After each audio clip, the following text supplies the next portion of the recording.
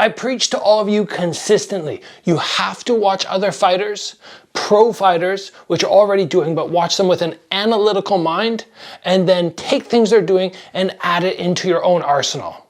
I've been doing it for something like 20 years. It's one of the reasons I was able to get these belts. Watch other fighters, try what they are doing, and keep things that work for you. Today we're gonna look at something Haggerty does that so few other fighters are utilizing, and it is something spectacular.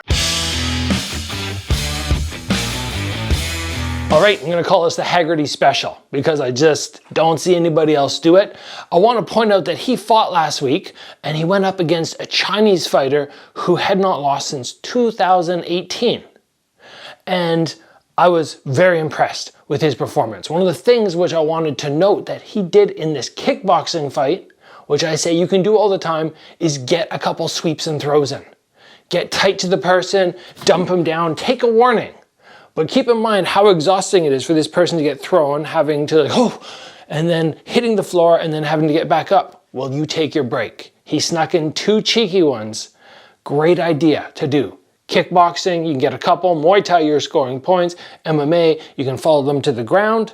That's why we have the sweeps and throws course. 2 weeks until the doors close and you cannot join. Make sure you get registered. It's gonna be 25 videos, 3 live calls, and so much amazing information. Even Haggerty's doing it in his kickboxing matches. Gotta have that skill set, okay? We're talking about what he did in his fight. Now, very often when somebody approaches you, we have a couple things that you can do.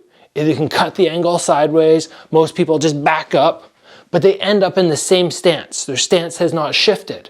To create space dramatically and quickly without having to exhaust himself, he just steps back and he does the stance switch. Now, many people will go, okay, you did a stance switch, so you're comfortable fighting out of southpaw. But no, I was watching actually with some guys on a Zoom private because they were talking about the stance switch. I'm like, no, he doesn't fight out of southpaw.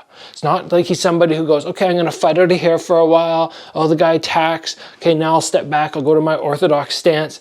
He's not a fighter who's taking either stance in general. But what he does do very well is he'll step back. If they don't approach, he'll just reset.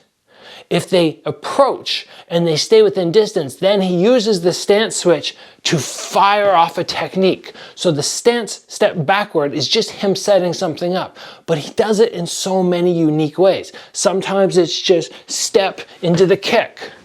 Sometimes he'll go step and then he'll fake off this side and use that to follow up with something else. Sometimes he'll go from here and then he'll just take a step through, boom, and then follow up with his attack. There's so many ways that he's able to approach from the southpaw stance, but again, he's not maintaining it. He's not actually fighting out of the stance. He's getting that back to orthodox promptly, but using one technique to get himself there, and then falling back to that stance which he's comfortable with and returning to his very mobile, bouncy style, which I love because when you go back to his old fights, and you watch him from, like maybe the first time he fought Superlek, he's like this. Now you see him and he's very mobile. He's all over and he's adapted his style to something that suits him better. And within this style, he's able to and then come up and then follow up with his attacks, get back to mobile. Very versatile for somebody who likes to move to create distance, but stay in that ability to always inflict damage, as opposed to just, okay, now look how far away I am. From here, step, still able to, cover distance, especially if you have down that round kick where you can slide a little bit as you throw it. Or from here, you're able to slide and then come in with something. So this is a technique which I think everybody should try adding. I was just playing around and sparring the other day, just with my kids program. I say kids, but they're kind of 16, 17-ish, but sparring away with them. As soon as I saw the attack, just switch. And you have to be very dynamic off this leg to come back right away. Because if you settle and you get heavy, you're kind of like, okay, now I have to re-engage. But if you just sort of go here and then bounce off, you're just ready to go. As soon as your foot touches down, I think you'll have a lot of success with it.